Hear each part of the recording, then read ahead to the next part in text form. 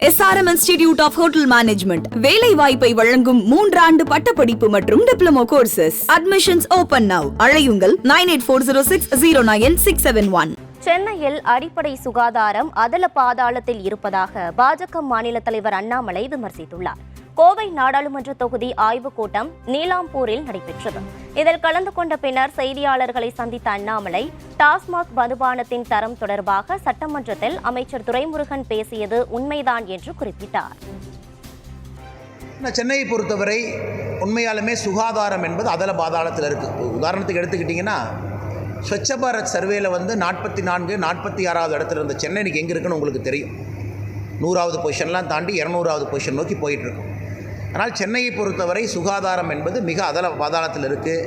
மக்கும் குப்பை மக்காத குப்பையெல்லாம் அவங்க பிரிக்கிறதே கிடையாது. அதனுடைய அடுத்த வெளிப்பாடு இது எக்ஸ்பெக்டட் தான். அடுத்த வெளிப்பாடு ஒரு மழை தண்ணீர் வரும் பொழுது இதெல்லாம் கலக்கும். மக்கும் குப்பை இதெல்லாம் கலந்து தண்ணி குடிநீர் பைப்போட கலக்க ஆரம்பிக்கும். அதை மக்கள் குடிக்க ஆரம்பிப்பார். ஆனால் இதை பற்றி எதுவுமே சுகாதாரத்துறை அமைச்சர் பேசுவது கிடையாது, யாரும் பேசுவது கிடையாது.